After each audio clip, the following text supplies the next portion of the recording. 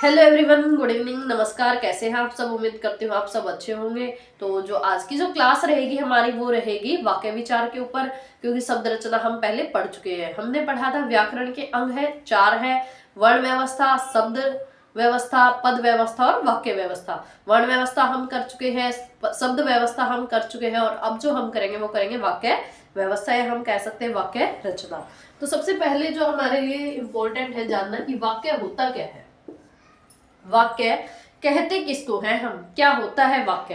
तो एक मैंने लिख दिया आपके सामने सेंटेंस, वह जाता है स्कूल। क्या ये वाक्य है? वह जाता है स्कूल। क्या हम कहेंगे कि ये वाक्य है? तो नहीं, ये वाक्य नहीं है। क्यों? क्योंकि ये वाक्य का शुद्ध रूप नहीं है। वाक्य का शुद्ध रूप क्या हो जाएगा? वह स्कूल जाता है। वह स्कूल जाता है, ये हो जाएगा हमारे वाक्य का शुद्ध रूप। तो कैसे जो वह इन शब्दों के शब्द है, वह एक शब्द है, स्कूल एक शब्द है, जाता एक शब्द है एक शब्द है, और कैसे है? सार्थक है, या हम कह सकते हैं व्यवस्थित है। ये वाक्य नहीं है, ये वाक्य है। क्यों है? क्योंकि यहाँ शब्दों का सार्थक एक समूह है, व्यवस्थित समूह है, जिसका एक मीनिंग निकल के आ रहा है, इसलिए हम इसको क्या कहेंगे? यही बेटर है।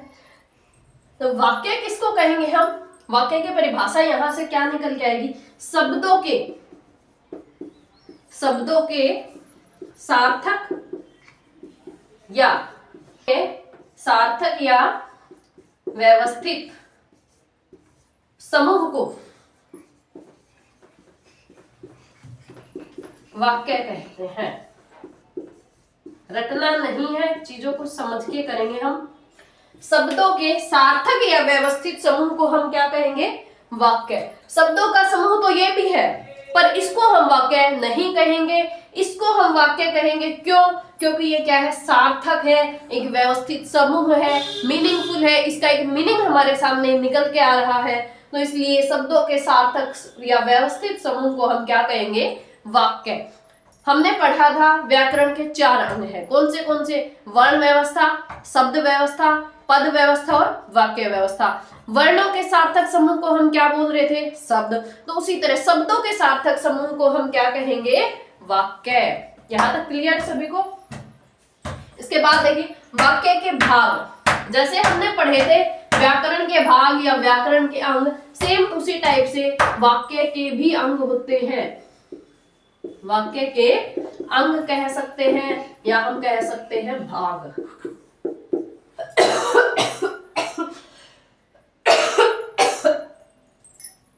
वाक्य के अंग या फिर भाग हम कह सकते हैं। वो कितने होंगे? 2। कौन से होंगे? नंबर 1 पे आता उद्देश्य, और नंबर 2 पे आता है विधेय। ये है वाक्य के 2 अंग या 2 भाग होते हैं, जिनको हम कहते हैं उद्देश्य या विधेय। अब हम पढ़ेंगे कि उद्देश्य क्या होता है और विधेय क्या होता है। देखिए उद्देश्य किसको कहेंगे हम, और विधेय किसको कहेंगे? उद्देश्य वो होता है जिसके बारे में बात की जाए, जिसके बारे में बात की जाए। जैसे मैंने कहा राम स्कूल जाता है, राम स्कूल जाता है। राम स्कूल जाता है, किसके बारे में बात हो रही है? राम के बारे में। तो हमारा जो उद्देश्य है वो क्या हो जाएगा? राम। उद्देश्य क्या हो जाएगा? राम। स्कूल जाता है, ये क्या हो जाएगा? हमारा विधेय। विधेय। राम क्या हो जाएगा? हमारा उद्देश्य। तो जिसके बारे में बात की जाए वो उद्देश्य, जो बात कह रहे हैं हम, क्या बात कह रहे हैं हम, वो क्या हो जाएगा? हमारा विधेय। तो यहां से उद्देश्य की परिभाषा क्या निकल के आएगी? जिसके बारे में बात की जाए वो क्या कहलाएगा? उद्देश्य। और जिसके बारे में जो बात की जाए, क्या बात कर रहे हैं हम, क्या कह रहे हैं हम, क्या स्कूल जाता है, वो क्या हो जाएगा? हमारा विधेय। अब एक चीज और आती है यहां, राम। राम की जगह मैंने लिख दिया वह। वह स्कूल जाता है, ये भी हम बोल सकते हैं। या मैंने लिख दिया आपको पीछे मत देखो, पीछे मत देखो। तो क्या उसमें उद्देश्य और विधेय है? पीछे मत देखो। क्या इस वाक्य में उद्देश्य और विधेय है? तो बिल्कुल है। उद्देश्य क्या है और विधेय क्या है? पीछे, पीछे क्या है हमारा? उद्देश्य। और विधेय, विधेय क्या होगा हमारा? मत देखो। विधेय क्या होगा हमारा? मत देखो। पीछे क्या हो जाएगा? उद्देश्य, और विधेय क्या हो जाएगा? मत देखो। तो उद्देश्य में क्या क्या शामिल होता है अब हम वो पढ़ेंगे। यहाँ आने वाला ये जरूरी नहीं कि यहाँ जो पहला वर्ड आ रहा है वही हमारा उद्देश्य है, नहीं, उसके लिए कुछ है, संज्ञा, सर्वनाम, क्रिया विशेषण, विशेषण और कृदंत शब्द, वो हम पढ़ेंगे कि किस किस में जो यहाँ आगे जो शब्द आएंगे उसको हम उद्देश्य कहेंगे। एक चीज और, उद्देश्य को हम कह सकते हैं कर्ता। उद्देश्य को हम क्या कह सकते हैं? कर्ता। और विधेय को हम क्या कह सकते हैं? क्रिया। क्या कह सकते हैं? क्रिया। उद्देश्य को हम कह सकते हैं कर्ता और विधेय को हम कह सकते हैं क्रिया। ये क्रिया का काम करेगा, उद्देश्य कर्ता का काम करेगा। यहां से एक चीज और आती है, उद्देश्य का विस्तार।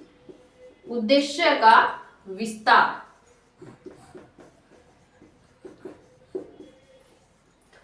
ये वाक्य का अंग नहीं है, वाक्य के अंग दो ही है, उद्देश्य और विधेय। उद्देश्य कर्ता के रूप में आता है, विधेय क्रिया के रूप में आता है। उद्देश्य का विस्तार और एक आता है विधेय का विस्तार।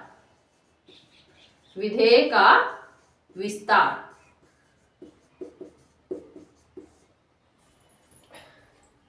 अब उद्देश्य का विस्तार क्या होगा और विधेय का विस्तार क्या चीज है वो देखते हैं। मैंने लिख दिया एक वाक्य आपके सामने, आजकल व्यवहारिक ज्ञान देने वाले शिक्षक बहुत मुश्किल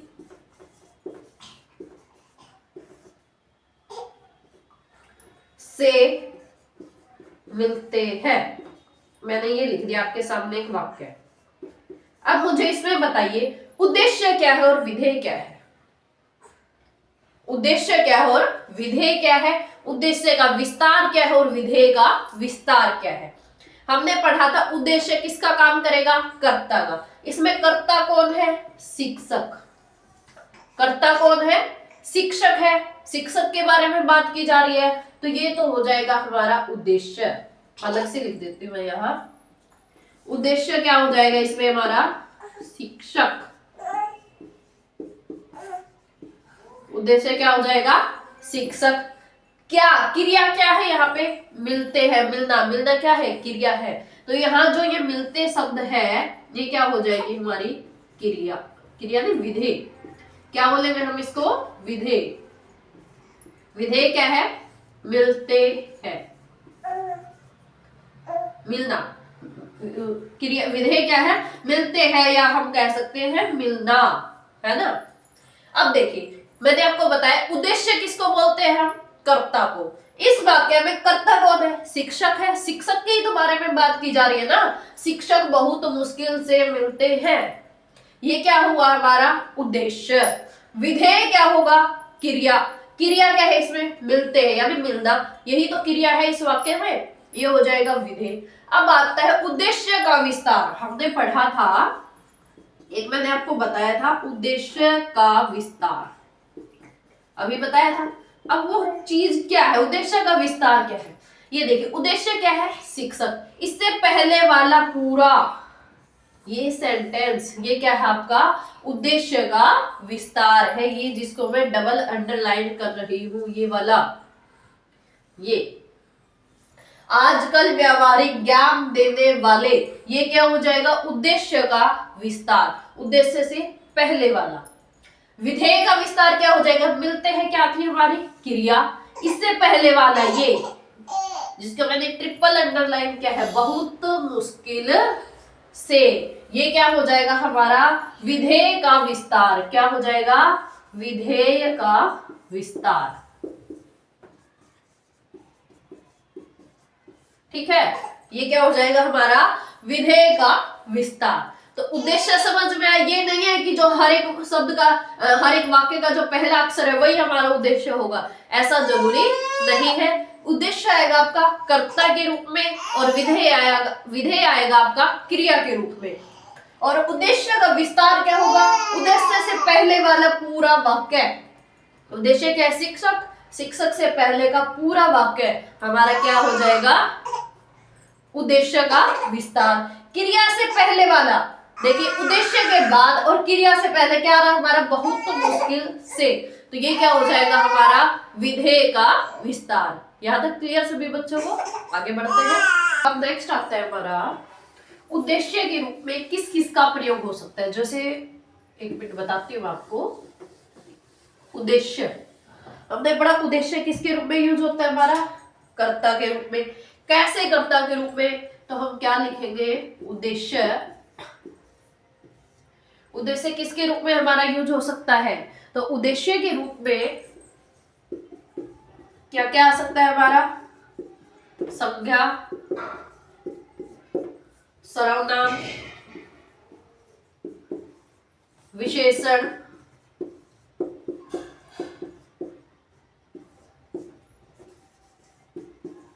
क्रिया विशेषण और कृदंत। कौन से शब्द है? कृदंत। ये शब्दों का प्रयोग किया जा सकता है। शब्दों का प्रयोग किया जा सकता है। किया जा सकता है। कैसे? वो हम अभी पढ़ेंगे कि उद्देश्य के रूप में संज्ञा, सर्वनाम, विशेषण, क्रिया विशेषण और कृदंत शब्दों का प्रयोग किया जा सकता है। ये तो हमने बोल दिया। अब हम पढ़ेंगे कि कैसे किया जा सकता है। संज्ञा के रूप में कैसे होगा, पहले वो देखिए। मैंने एक वाक्य लिखा आपके सामने। राम स्कूल जाता है। राम स्कूल जाता है। एक मिनट में यहां लिख देती हूं। मैंने आपको क्या क्या बताया? संज्ञा के रूप में पढ़ते हैं पहले हम। संज्ञा के रूप में उद्देश्य कैसे आएगा? मैंने लिख दिया राम स्कूल जाता है। राम स्कूल जाता है। क्या है ये? उद्देश्य क्या है इसमें? उद्देश्य क्या है हमारा? राम है, क्योंकि उद्देश्य किसके रूप में आएगा? कर्ता के रूप में आएगा। तो राम जो है वो हमारा उद्देश्य है और राम क्या है? संज्ञा है। यहाँ जो शब्द है ना वो क्या होगा वो हमें देखना है। तो ये राम क्या है? संज्ञा है। तो हम कह सकते हैं कि जो उद्देश्य है वो किसके रूप में आ सकता है? संज्ञा के रूप में आ सकता है। ठीक है। अगर मैंने लिख दिया यहाँ पे वह स्कूल जाता है, मैंने लिखा वह स्कूल जाता है, तो क्या होगा? वह संज्ञा नहीं है, वह क्या है? सर्वनाम है। तो यहाँ जो उद्देश्य आया वो किसके रूप में आया? सर्वनाम के रूप में। यहाँ जो वह है वह क्या है? हमारा उद्देश्य है, कर्ता का काम कर रहा है ना। वह स्कूल जाता है। स्कूल जाता है तो क्या हो गया हमारा? विधेय। ये क्या हो गया हमारा?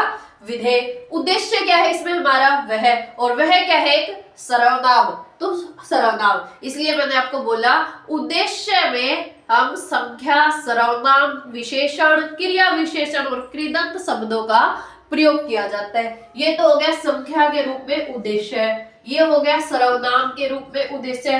अब विशेषण के रूप में कैसे आएगा? विशेषण क्या होता है? जो शब्दों की विशेषता बताता है, या संज्ञा की, शब्दों की नहीं संख्या की, जो संज्ञा या सर्वनाम की विशेषता बताए उसे क्या कहते हैं हम? विशेषण। अब विशेषण से कोई वाक्य शुरू करके देखिए। जैसे मैंने बोल दिया आपके सामने एक दो वाक्य लिखती हूँ मैं। एक मैं लिखती हूँ वह बहुत बुद्धिमान है। वह बहुत बुद्धिमान है।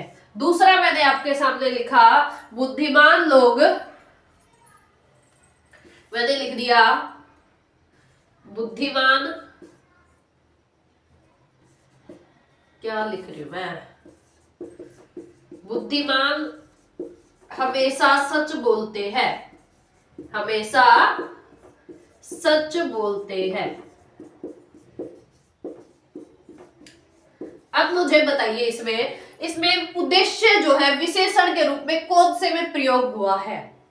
अब कुछ बच्चे कहेंगे विशेषण है, यहाँ बुद्धिमान विशेषण है, विशेषता बताई जा रही है किसकी, वह की, कि वह बहुत बुद्धिमान है, यह विशेषता बताई जा रही है। लेकिन यहाँ ये बुद्धिमान उद्देश्य नहीं है, बुद्धिमान उद्देश्य नहीं है, उद्देश्य आता है आपका कर्ता के रूप में, और कर्ता है क्या है यहाँ पर, वह, और ये किसका हो जाएगा फिर, सर्वनाम का, किसका हो जाएगा, सर्वनाम का। तो सबसे पहले हमें ये देखना जरूरी है कि वो जो है, जैसे विशेषण की बात कर रहे हैं तो विशेषण कर्ता के रूप में आए, सर्वनाम की बात कर रहे हैं तो सर्वनाम कर्ता के रूप में आए, संख्या की बात करें तो संख्या कर्ता के रूप में आए। ये वाक्य जो मैंने लिखा, वह बहुत बुद्धिमान है, वह बहुत बुद्धिमान है, विशेषण है बुद्धिमान, बिल्कुल है, लेकिन यहाँ बुद्धिमान आपका उद्देश्य नहीं है, बुद्धिमान तो उसकी विशेषता बता रहा है, उद्देश्य के रूप में नहीं आया।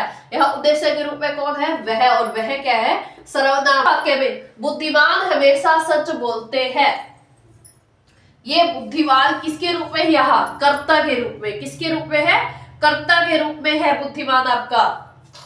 तो ये बुद्धिमान क्या है आपका, उद्देश्य है, बुद्धिमान क्या हुआ हमारा, उद्देश्य है। तो यहां हम बोल सकते हैं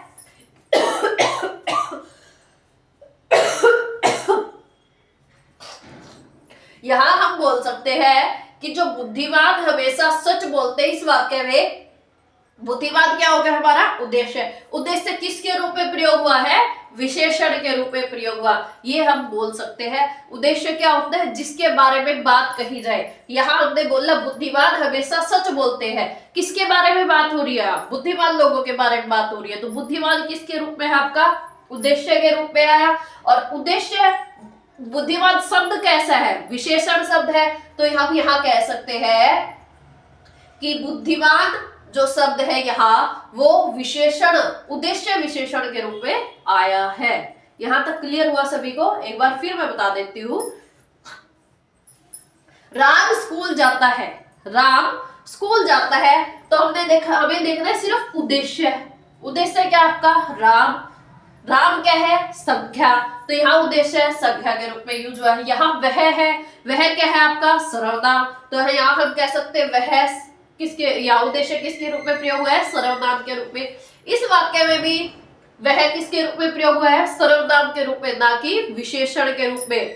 यहाँ जो है आपका उद्देश्य विशेषण के रूप में प्रयोग हुआ है, क्योंकि स्टार्टिंग कहाँ से हो रही है आपकी, बुद्धिमान हमेशा सच बोलते हैं। सबसे पहले आपको उद्देश्य ढूंढना है, उद्देश्य क्या है, किसके बारे में बात हो रही है, वो क्या होगा, उद्देश्य। बात किसके बारे में हो रही है, बुद्धिमान लोगों के बारे में, तो बुद्धिमान जो शब्द है वो क्या हो गया आपका, उद्देश्य है। अब बुद्धिमान शब्द कैसा है, विशेषण है, तो इसीलिए हम कह सकते हैं उद्देश्य किसके रूप में प्रयोग हुआ है, विशेषण के रूप में प्रयोग हुआ है। यहां तक क्लियर, आगे बढ़ते हैं। फिर आता है हमारा क्रिया विशेषण। अब क्रिया विशेषण के रूप में उद्देश्य भी आ सकता है, वो कैसे आएगा, जैसे मैंने लिख दिया, पीछे मत देखो, पीछे मत देखो, ये वाक्य मैंने आपके सामने लिख दिया, और ये है आपका क्रिया विशेषण के रूप में।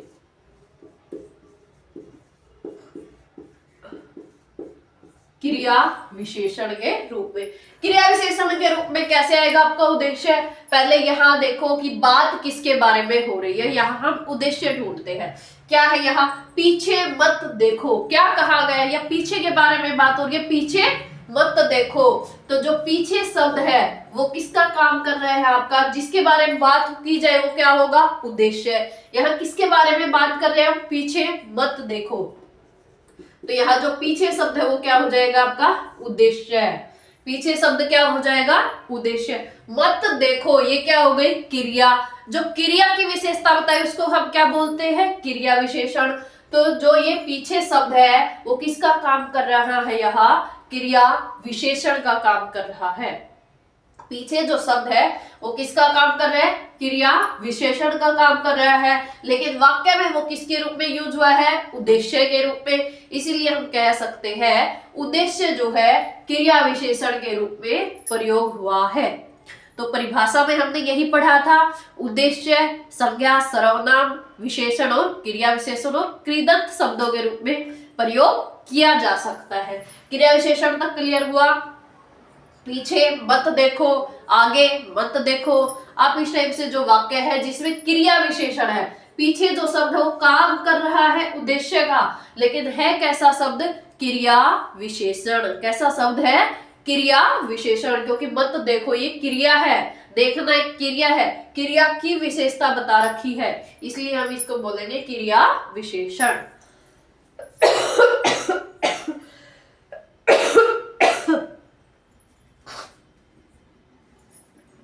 एक मैंने लिखा आपके सामने क्रियार्थक, क्रियार्थक संख्या। ये इसमें कैसे होगा आपका उद्देश्य, मैंने लिख दिया आपके सामने, तैरना एक अच्छा व्यायाम है। अब बताइए मुझे इसमें पहले कि उद्देश्य क्या है। पहले हम इसमें उद्देश्य पता लगाएंगे। उद्देश्य क्या है भाई, तैरना, क्योंकि तैरने के बारे में बात बताई गई है। तैरना एक अच्छा व्यायाम है। किसके बारे में बात हो रही है, तैरने के बारे में। तो तैरना क्या हो गया आपका उद्देश्य, और ये जो बच गया बाकी ये क्या हो गया आपका विधेय। क्या हो गया, विधेय। अब तैरना है ये तो हो गया आपका उद्देश्य, पर उद्देश्य किस रूप में है ये तैरना शब्द कैसा है। तैरना जो शब्द है वो आपका क्या है, क्रियार्थक संज्ञा का एक शब्द है। तैरना क्या हुआ आपका, क्रियार्थक संज्ञा शब्द।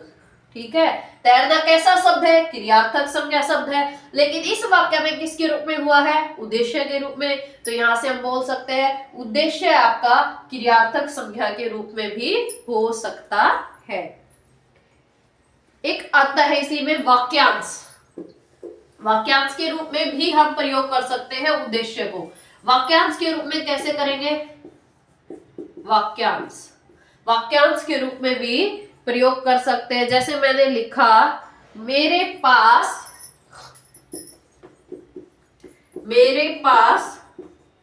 एक नीले रंग की साड़ी है। नीले रंग की साड़ी है। अब इसमें मुझे बताइए उद्देश्य क्या होगा और विधेय क्या होगा। उद्देश्य क्या होगा और विधेय क्या होगा। ये एक वाक्यांश है, मेरे पास एक नीले रंग की साड़ी है, मेरे पास एक नीले रंग की घड़ी है, हम ये बोल सकते हैं। या मैंने बोल दिया आपको, भाग्य के भरोसे बैठना कायरों का काम है। एक और मैं आपको बोल रही हूँ, भाग्य के भरोसे बैठना कायरों का काम है। ये भी किसका क्या है, आपका एक वाक्यांश है। तो अब मुझे बताइए इसमें उद्देश्य क्या है और विधेय क्या है। उद्देश्य क्या है और विधेय क्या है। जो इसमें शब्द है किसके बारे में बात हो रही है, पहले ये देखिए, मेरे पास एक नीले रंग की साड़ी है। मेरे पास एक नीले रंग की क्या है, साड़ी है। तो जो इसमें हमारा उद्देश्य हुआ वो हुआ मेरे पास। किसके बारे में बात करें, मेरे पास। या मैं अगर मैं यहां नाम लिख देती, कोई भी नाम लिख दिया मैंने, कोमल। कोमल के पास एक नीले रंग की साड़ी है। तो कोमल क्या था, हमारा संज्ञा शब्द था, तो ये हो जाता है हमारा संज्ञा के रूप में। लेकिन अब ये किसके रूप में है, आपका वाक्यांश के रूप में है। मेरे पास एक नीले रंग की साड़ी है। तो यहाँ जो हमारा उद्देश्य है, वो किसके रूप में प्रयोग हुआ है, वाक्यांश के रूप में प्रयोग हुआ है। फिर आता है हमारा कृदंत। लिखा कृदंत। कृदंत में मैंने लिखा, कृदंत कौन से होते हैं, जैसे मैंने लिख दिया, लकड़हारा। लकड़हारा लकड़ी बेचता है। लकड़ी बेचता है। अब बताइए इस वाक्य में उद्देश्य क्या है और विधेय क्या है? किसके बारे में बात हो रही है? लकड़हारे के बारे में बात हो रही है। लकड़हारा क्या है आपका? उद्देश्य है। तो क्या लकड़हारा शब्द आपका सर्वनाम है, विशेषण है? नहीं है। क्रियार्थक संज्ञा है? नहीं है। वाक्यांश के रूप में है? नहीं है। क्रिया विशेषण के रूप में है? नहीं है। लकड़हारा से जो शब्द है वो क्या है आपका? कृदंत शब्द है। लकड़हारा कैसा शब्द है? कृदंत शब्द है। तो जो लकड़हारा लकड़ी बेचता है, क्या बेच रहे हैं? लकड़ी। किसके बारे में बात हो रही है भाई? लकड़ी के बारे में बात हो रही है। जो बात कही जाए जिसके लिए, वो क्या था हमारा? विधेय। लकड़ी बेचता है तो क्या हो जाएगा? विधेय। और लकड़हारा क्या हो जाएगा? उद्देश्य। लेकिन किस रूप में? कृदंत शब्दों के रूप में। किसके रूप में? कृदंत शब्दों के रूप में। यहां तक क्लियर? आगे बढ़ते हैं। एक चीज और जो यहाँ पे इंपॉर्टेंट है, जैसे एक होता है वाक्य के अंग, वाक्य के अंग, और एक होता है वाक्य के घटक। दोनों चीजों में बहुत अंतर है। अंग क्या पढ़े हैं हमने? दो, उद्देश्य और विधेय। एक पढ़ा हमने विधेय, उद्देश्य और विधेय। घटक में क्या आ जाएगा हमारा? जैसे कर्ता, कर्म और क्रिया। दोनों अलग अलग चीज है। दोनों क्या है? अलग अलग चीज है। कैसे? जैसे मैंने लिख दिया राम स्कूल जाता है।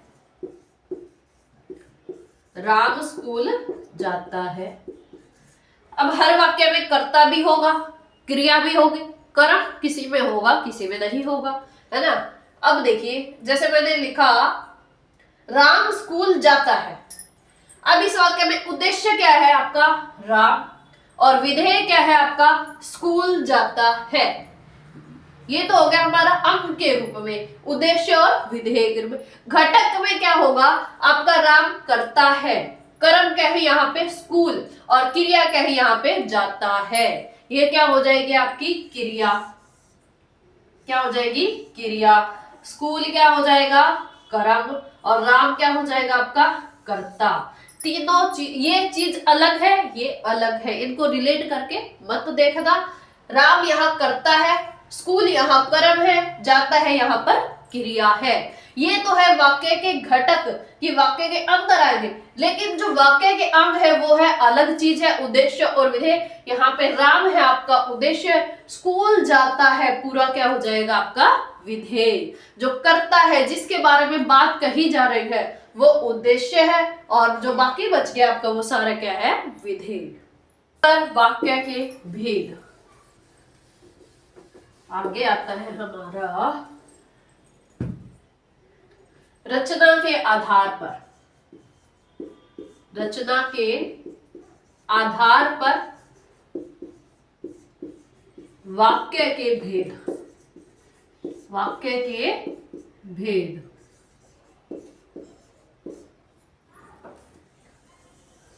रचना के आधार रचना कितने आ रहे हैं? यहाँ 3 आ रहे हैं आपके, तो 3 हो जाएगा आपका।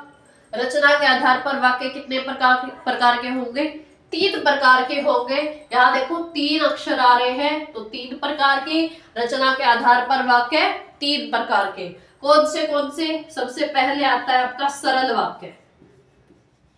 सरल वाक्य। फिर आता है संयुक्त वाक्य।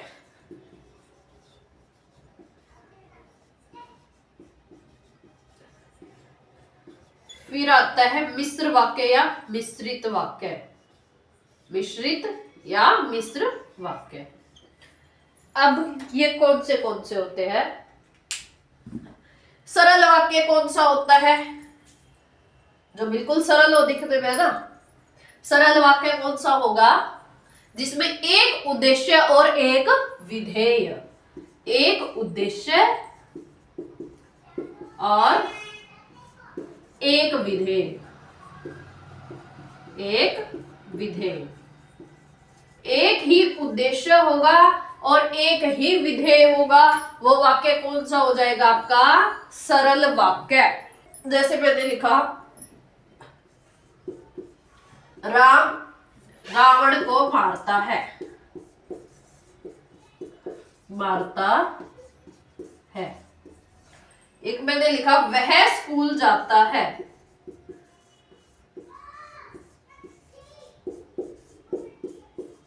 एक मैंने ये लिख दिया। अब इसमें उद्देश्य कितने हैं? एक ही है, राम। विधेय कौन सा है? एक ही है, रावण को मारता है। वह स्कूल जाता है, वह क्या है आपका? उद्देश्य। स्कूल जाता है क्या हुआ? विधेय। यानी कि जिसमें एक ही उद्देश्य और एक ही विधेय हो, वो वाक्य क्या कहलाएंगे? सरल वाक्य। वह सोता है, वह खाना खाता है, वह खेलता है। ये वाक्य सारे कैसे हैं आपके? सरल वाक्य है, जिसमें एक ही उद्देश्य और क्या होगा? एक ही विधेय। अब आता है हमारा संयुक्त वाक्य। नाम से पता चल रहा है, संयुक्त वाक्य। दो वाक्यों को जोड़ दिया जाए, दो वाक्यों को जोड़ दिया जाए, है ना, संयुक्त वाक्य। जब क्या हो जाएगी इसकी? जब दो उपवाक्यों को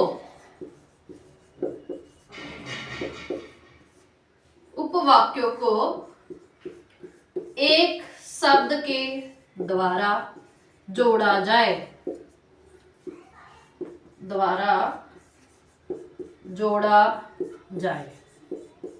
जब दो उपवाक्यों को एक शब्द के द्वारा जोड़ा जाए उसे संयुक्त वाक्य कहते हैं।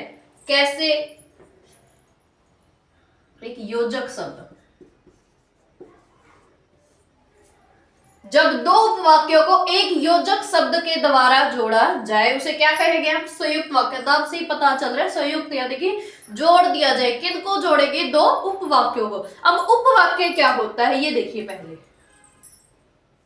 उपवाक्य क्या होता है? उपवाक्य वो होता है जिसमें हमारी बात अधूरी है, जो बात हमारी पूरी नहीं है, जो सेंटेंस, जो वाक्य आपका पूरा नहीं है, जो आपके मन में एक जिज्ञासा उत्पन्न कर दे, वो वाक्य क्या कहलाएगा? आपका उपवाक्य। जैसे मैंने लिखा, मैंने कहा, मैंने कहा, तो ये वाक्य जो है वो क्या है भाई? उपवाक्य है, पूरा नहीं है याद में। मैंने कहा, क्या कहा मैंने? क्या कहा मैंने? तो ये वाक्य जो है, मैंने कहा, आपके मन में जिज्ञासा उत्पन्न हुई ना कि क्या कहा, है ना? मैंने कहा तो जिज्ञासा उत्पन्न होगी, क्या कहा, तो वो वाक्य कैसा होगा आपका? उपवाक्य, जिससे आपके मन में एक जिज्ञासा उत्पन्न हो, जहां आपको प्रश्न का उत्तर नहीं मिल रहा है, एक जिज्ञासा उत्पन्न हो रही है, वो अपने आप में क्या है? अधूरा है। वो वाक्य है अपने आप में अधूरा है, जो हमारे मन में जिज्ञासा उत्पन्न करे। ऐसे जो वाक्य है वो क्या कहलाएंगे? हमारे उपवाक्य। वाक्य उपवाक्य समझ आया क्या होगा? फिर मैंने बोला, जब दो उपवाक्यों को एक योजक शब्द के साथ जोड़ दिया जाए। अब उपवाक्य तो समझ में आ गया क्या होता है? जो वाक्य अपने आप में अधूरा है, जो आपको इनकम्प्लीट दिखाई दे रहा है, जिससे आपके मन में जिज्ञासा उत्पन्न हो रही है, वो कैसा है? उपवाक्य है। उसके बाद मैंने लिखा योजक। योजक क्या होता है? योजक कौन से शब्द होते हैं योजक? वो देखिए, और, मैंने लिख दिया और, अथवा। ये जो शब्द है वो क्या है? आपके योजक शब्द है। एवं, किंतु, परंतु, लेकिन, और आगे या, तथा।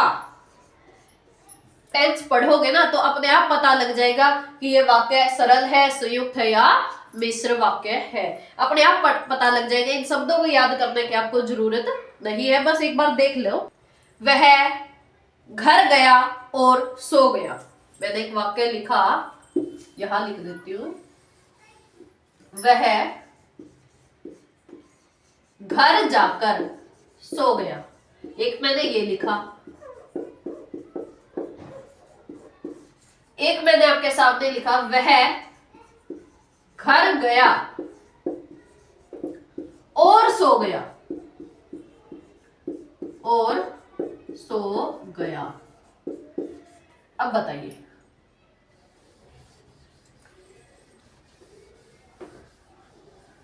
अब बताओ, वह घर जाकर सो गया कैसा वाक्य है? सरल वाक्य है। एक ही उद्देश्य है और एक ही विधेय है। कैसा वाक्य है? सरल वाक्य है। किसी भी योजक चिन्ह के साथ इसको जोड़ा नहीं गया है। सिंपल सा वाक्य दिख रहा है, वह घर जाकर सो गया, तो ये हो गया हमारा सरल वाक्य। वह घर गया, देखिए पहले क्या है? वह घर गया और सो गया, ये एक उपवाक्य है। सो गया ये एक उपवाक्य है। दो उपवाक्यों को एक योजक चिन्ह क्या है हमारा? और। जब दो उपवाक्यों को योजक चिन्ह के साथ जोड़ दिया जाए तो वो क्या कहलाएगा? हमारा संयुक्त वाक्य। वह घर गया और सो गया, तो ये कैसा वाक्य है? हमारा संयुक्त वाक्य। इसी टाइप से यहाँ और है, किसी में आपको अथवा लिखा मिलेगा, एवं, किंतु, परंतु, लेकिन, या, तथा, ये सारे जो वाक्य ये किसमें आएंगे? आपके संयुक्त वाक्य में। किसमें आएंगे? संयुक्त वाक्य में। इसको इकट्ठा ध्यान में रख लेना। और, एवं, या, तथा, अथवा। और, एवं, या, तथा, अथवा, किंतु, परंतु, लेकिन। इसलिए मिश्रित वाक्य है। मिश्रित वाक्य कौन सा होगा? जिसमें एक वाक्य तो मुख्य होगा और दूसरा उस पर आश्रित होगा। एक मुख्य वाक्य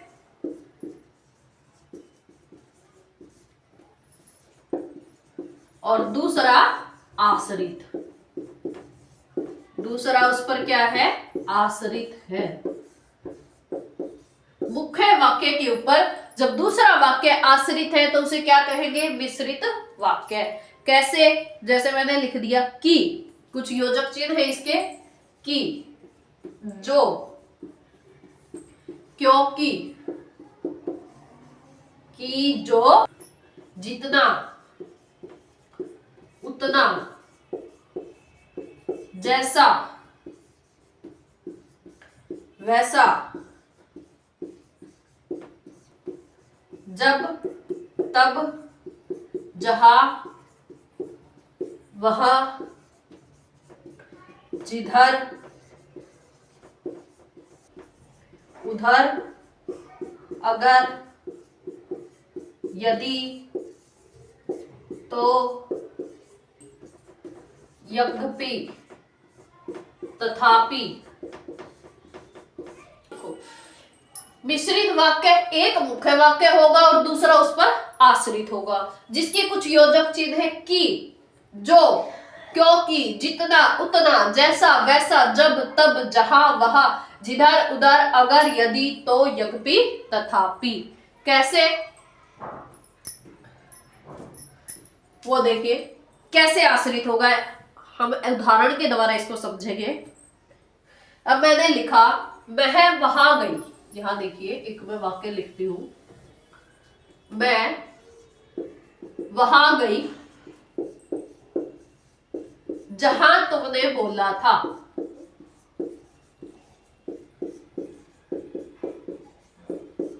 मैं वहां गई जहां तुमने बोला था।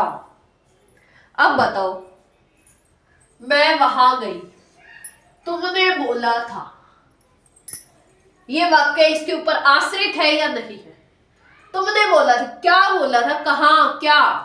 मैं वहां गई, कहां गई? जहां तुमने बोला था। जब एक वाक्य दूसरे पर क्या होगा? आश्रित होगा, तो वो कैसा वाक्य होगा? मिश्रित वाक्य होगा। योजक चिन्ह क्या है यहां पर? जहां। योजक चिन्ह क्या है? जहां। अगर मेहनत करोगे तो सफल हो जाओगे। लिखती हूं, मैंने कहा, मैंने कहा कि तुम चले जाओ, तुम चले जाओ। मैंने कहा कि तुम चले जाओ, तो इस वाक्य में मैंने कहा, क्या कहा? ये अपने आप में पूरा नहीं है, उपवाक्य है ये। तुम चले जाओ, मैंने कहा कि तुम चले जाओ, तो इसको किसके द्वारा जोड़ा गया है? की के द्वारा। और की किस में आएगा? आपका मिश्रित वाक्य में। की किस में आएगा? आपका मिश्रित वाक्य में। मैं घर गई तब तक वह सो चुका था। मैंने क्या लिखा? मैं घर गई तब तक वह सो चुका था। तो यहां जो तब यूज हुआ है वो क्या है? आपका मिश्रित वाक्य का उदाहरण है। अब मैं आपके सामने कुछ उदाहरण लिखती हूँ जिसमें आपको बताना है कि वो सरल है, संयुक्त है या मिश्र है।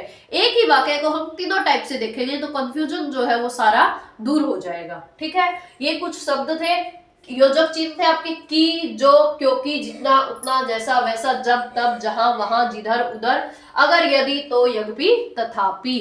सरल वाक्य क्या था? कोई योजक चिन्ह नहीं होगा, एक उद्देश्य और एक विधेय। संयुक्त वाक्य क्या होगा? जिसमें और शब्द का प्रयोग होगा, लेकिन, अथवा, एवं, ऐसे जो शब्द होंगे वो कौन से होंगे? आपके संयुक्त वाक्य के, जिसमें दो शब्दों को दो वाक्य उपवाक्यों को जोड़ा जाएगा। मिश्रित में एक वाक्य दूसरे पर क्या होगा? आश्रित होगा, जिसके ये योजक चिन्ह है। अब हम तीनों एक साथ पढ़ते हैं उदाहरण के रूप में।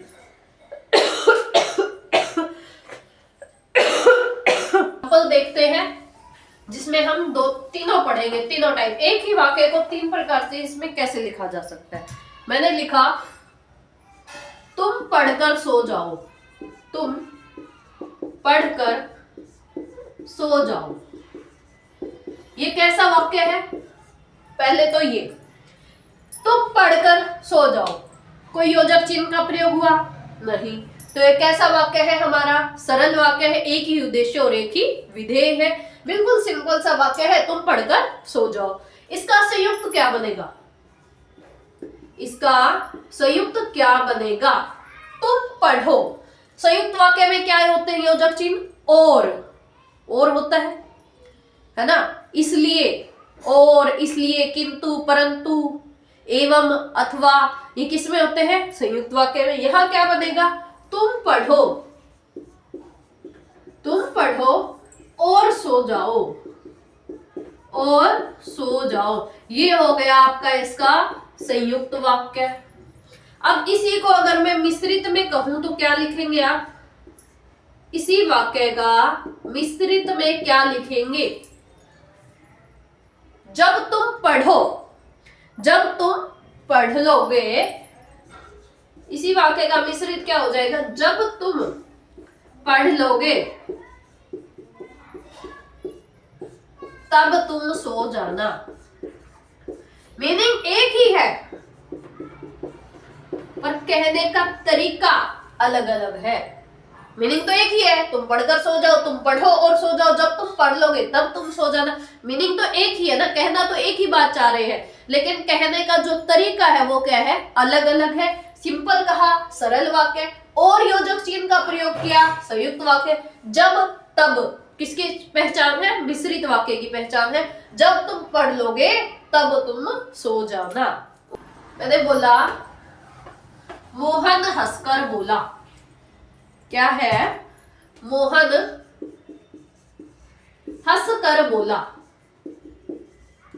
पेपर में ऐसे भी वो पूछ सकते हैं आपसे, ये सरल वाक्य, इसका संयुक्त रूप क्या होगा? तो इसका संयुक्त रूप बनाओ, मोहन हंसकर बोला। क्या बन जाएगा इसका? मोहन हंसा और फिर बोला। ये हो जाएगा मोहन हंसा और फिर बोला। चाहे लगा दो, कोई दिक्कत नहीं है। मोहन हंसा और फिर बोला, या मोहन हंसा और बोला, हम ऐसे भी लिख सकते हैं इसको, मोहन हंसा और बोला। विस्तृत क्या हो जाएगा इसका? वह मोहन है जो हंसकर बोला। बात एक ही है, बस तरीका अलग अलग है। वह मोहन है जो हंसकर बोला। ये क्या हो जाएगा इसका विस्तृत रूप? एक मैंने लिखा अंकित की, क्या होगा इसको? अंकित की कलम छूटकर गिर गई। अंकित की कलम छूटकर गिर गई। ये कैसा है? सरल ही है ये। अंकित की कलम छूटकर गिर गई, कोई यहाँ पर योजक चिन्ह नहीं है, ये सरल वाक्य ही है आपका। इसका संयुक्त रूप क्या होगा? अंकित की कलम, क्या हो जाएगा? अंकित की कलम छूटी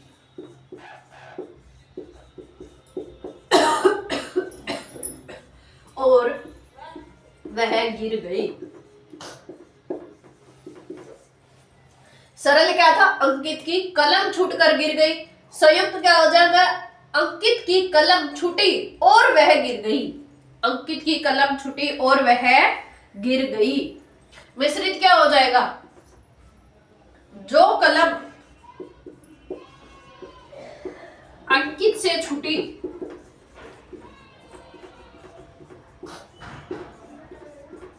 वह गिर गई।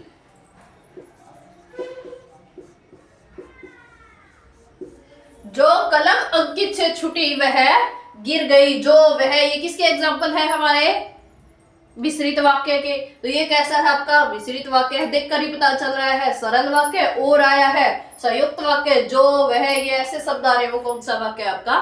मिश्रित वाक्य। एक और मैंने आपको दिया, बादल घिरते ही मोर नाचने लगे। मोर नाचने लगे, इसका बताइए। बादल घिरे, इसका क्या होगा? बादल घिरे और मोर नाचने लगे। बादल घिरे और मोर नाचने लगे, ये कैसा हो गया हमारा? संयुक्त वाक्य। मिश्रित वाक्य में क्या होगा? जैसे ही बादल घिरे मोर नाचने लगे। मोर नाचने लगे, जैसे ही बादल घिरे मोर नाचने लगे। घिरते ही मोर नाचने लगे, सिंपल वाक्य है। संयुक्त वाक्य, बादल घिरे और मोर नाचने लगे। मिश्रित वाक्य, जैसे ही बादल घिरे मोर नाचने लगे। यहाँ योजक चिन्ह से आप पहचान जाओगे कि ये संयुक्त है, ये मिश्र है। यहाँ है जैसे। जैसे क्या, किसकी पहचान है आपकी? मिश्रित वाक्य की पहचान है। और देखते हैं, जैसे मैंने लिख दिया, सूर्य के निकलते ही फूल खिल उठे। फूल खिल उठे। सूर्य के निकलते ही फूल खिल उठे, इसका संयुक्त रूप बताओ। सूर्य के निकलते ही फूल खिल उठे, इसका संयुक्त रूप किससे बनेगा? और से। सूर्य निकला और फूल खिल उठे। और फूल खिल उठे, ये क्या हो जाएगा? इसका संयुक्त रूप हो जाएगा। सूर्य निकला और फूल खिल उठे। मिश्रित क्या हो जाएगा? जब सूर्य निकला तब फूल खिल उठे। तब फूल खिल उठे, ये हो जाएगा। जब सूर्य निकला तब फूल खिल उठे। और संयुक्त वाक्य की पहचान है जब तब, मिश्रित वाक्य की पहचान है। तो ये थे हमारे कुछ उदाहरण, जिसके बेस पे हमने समझा कि सरल क्या है, संयुक्त वाक्य है क्या है, और मिश्रित वाक्य क्या है। सरल को इन दोनों में हम संयुक्त और मिश्रित में कैसे बदल सकते हैं। तो आज की क्लास में इतना ही। अगली क्लास में पढ़ेंगे हम बाकी जो इसके बचे हुए भेद है, वो अर्थ के आधार पर रहता है और बाकी रहते हैं वो हम पढ़ेंगे कल की क्लास में। तो आज की क्लास में इतना ही।